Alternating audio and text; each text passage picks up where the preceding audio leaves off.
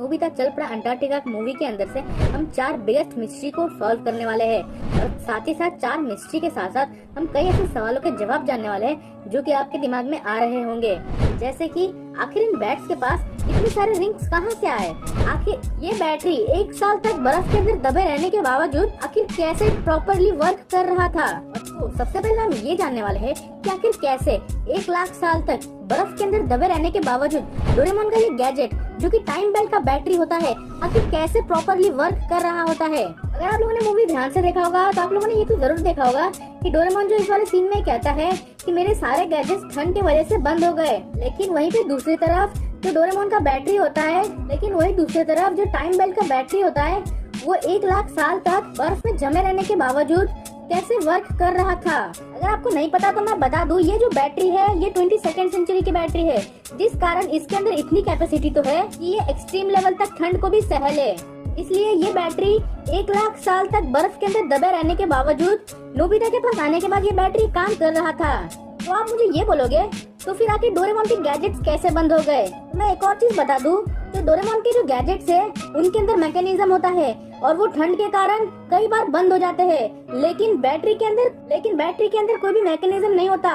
वो अपने आप में ही एक पावर सोर्स है जिस वजह से वो एक्सट्रीम ठंड में भी काम कर रहा था। नेक्स्ट हम बात करेंगे आखिर इन बैट्स के पास इतने ज्यादा रिंग्स कहां से आए, और ये सवाल मैंने अपने इस वाले वीडियो में पूछा था।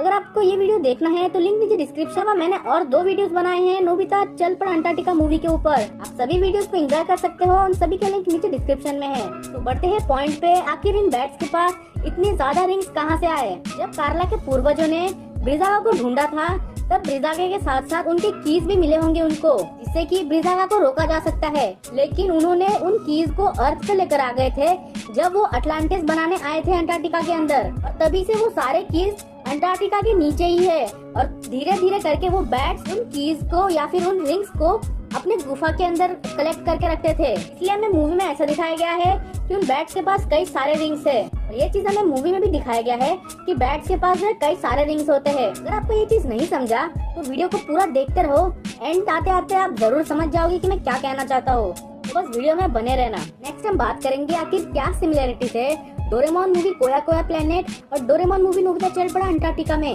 तो जो सबसे पहली कॉमन चीज है वो है नोबिता को ड्रीम्स आना अपने फ्यूचर और पास्ट का। कोया कोया प्लेनेट वाले मूवी के अंदर भी नोबिता का जो है अचानक से कभी भी ड्रीम्स आने लगते हैं, ऐसा सेम दिखाया गया है डोरेमोन मूवी नोबिता चल पड़ा अंटार्कटिका के अंदर। और इस वाले मूवी के अंदर में ऐसा दिखाया गया है कि नोबिता को जो ड्रीम्स आ रहे हैं वो इस रिंग की वजह से आ रहे हैं, और नोबिता का जो ड्रीम है ये बहुत ही ज्यादा मिस्टीरियस है, जिसे कि हम आगे भी डिस्कस करने वाले हैं। और जो दूसरी सिमिलरिटी है वो है अलग प्लेनेट की स्टोरी लाइन।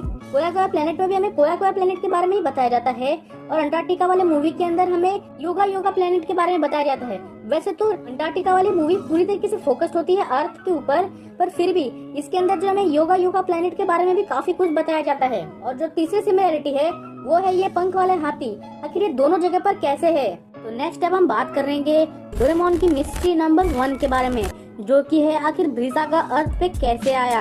इस वाले सीन में जो प्रोफेसर होता है वो नोबिता डोरेमोन को ये कहता है कि हमारे पूर्वज के पास एक ऐसी टेक्नोलॉजी थी कि जिससे कि ब्रह्मांड के किसी भी कोने में जाया जा सकता है, और वो जो टेक्नोलॉजी है वो जो चोरी हो जाती है। ये सब सुनने के बाद आई थिंक मुझे ऐसा लगता है कि ये जो टेक्नोलॉजी थी वो ब्रिजागा ने ही चुराया था, और उस टेक्नोलॉजी की मदद से जो ब्रिजागा है वो अर्थ पे आया था।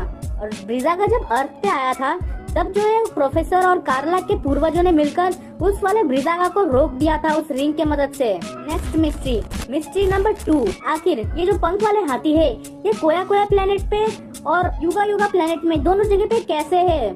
मूवी के इस वाले सीन में जैसे कार्ला ने कहा पाव पाव एक कॉमेट की बर्फ के अंदर करोड़ों साल पहले गए थे जो ब्रह्मांड में भटक रहा था, कि करोड़ों साल पहले ब्रह्मांड में जो ये पंख वाले हाथी थे वो भटक रहे थे, और जिसके कारण कुछ पंख वाले हाथी कोया कोया प्लेनेट चले गए और कुछ पंख वाले हाथी शायद योगा योगा प्लेनेट चले गए होंगे, जिस वजह से हमें दोनों अलग अलग प्लेनेट्स पे पंख वाले हाथी देखने को मिल चुके हैं। और जो अर्थ पे जो पंख वाले हाथी है ये वही योगा योगा प्लेनेट वाले ही हाथी है जिनको कि कार्ला और प्रोफेसर ने लाया हुआ होता है अपने साथ। Next mystery number 3।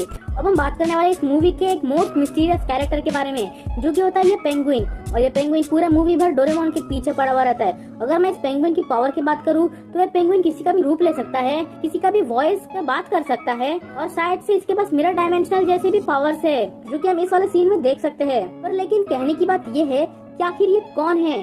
क्या ये फ्यूचर का कोई बंदा है, क्या फिर ये ब्रिजागा का ही कोई मतलब रक्षक है? तो चलिए सबसे पहले इसके बारे में कुछ जान लेते हैं। सबसे पहले ये नोबिता और डोरेमोन दोनों को अच्छे से जानता है। इसको जियान और सुनियो के नाम के बारे में पता है। इसको डोरेमोन के गैजेट्स चलाने आते हैं, और ये एक टाइप का स्टोन स्टैचू है जो कि किसी गैजेट की तरह वर्क करता है। तो ये भी एक पॉसिबिलिटी हो सकती है कि ये एक फ्यूचर का बंदा हो जो कि पास्ट में आके किसी तरीके का क्राइम कर रहा है। तो हम एक और पॉसिबिलिटी जान लेते हैं, जो कि ये है, जब डोरेमोन पकड़ा जाता है, ये फेक वाला डोरेमोन जब पकड़ा जाता है तो इसके बॉडी में कुछ ब्रिजागा जैसे पैचेस आने लगते हैं, जिससे कि ये प्रूफ होता है ये कोई ब्रिजागा का चेला होगा, जिस वजह से इसके बॉडी पर ब्रिजागा जैसे पैचेस आ रहे हैं। लेकिन कुछ भी हो जाए, ये कैरेक्टर तो बड़ा ही मिस्टीरियस था।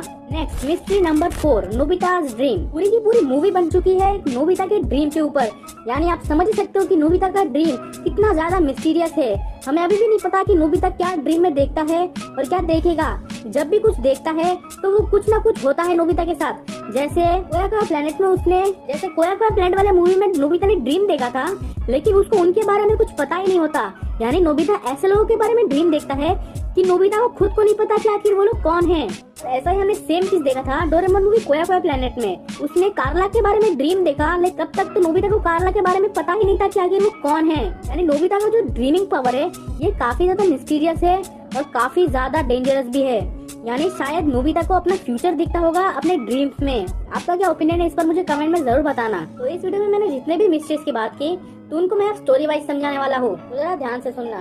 करोड़ों साल पहले जब ये पंख वाले हाथी ब्रह्मांड पर भटक रहे होते तो कुछ हाथी पहुंच जाते हैं कोयाकोया प्लेनेट और कुछ पंख वाले हाथी आ पहुंचते हैं योगा योगा प्लेनेट। और फिर कुछ ही समय बाद कार्ला के पूर्वजों ने ढूंढ निकाला ब्रिजागा को और उनके साथ साथ कई सारे रिंग्स। लेकिन कार्ला के पूर्वज ब्रिजागा को रोक नहीं पाए और उनको ये भी तभी पता चलता है कि उनकी एक ऐसी टेक्नोलॉजी जिससे कि ब्रह्मांड में किसी भी कोने में जाया जा सकता है, जो कि चोरी हो चुकी है। जिसके कारण कार्ला के पूर्वज वहाँ से निकल आते हैं योगा योगा प्लेनेट से अर्थ की तरफ। और अर्थ पे आने के बाद उन्होंने सोचा अंटार्कटिका के नीचे एक सिटी बनाया जाए जिसका नाम होगा अटलांटिस। तो अटलांटिस सिटी बनने के बाद कार्ला के पूर्वजों को ये पता चलता है कि ब्रिजागा ने ही उनकी टेक्नोलॉजी को चुराया, और जिसकी मदद से एक ब्रिजागा आ पहुंचता है अर्थ पे, जिनको कि कार्ला के पूर्वजों ने रिंग की मदद से हरा दिया था। क्योंकि जब कार्ला के पूर्वज योगा योगा प्लेनेट से अर्थ पे आ रहे थे, उन्होंने उन सारे रिंग्स को भी लेकर आए। जैसे समय आगे बढ़ते गया, योगा योगा प्लेनेट धीरे धीरे तबाह होने लग गया। उसके बाद कार्ला और प्रोफेसर आते हैं अटलांटिस पर।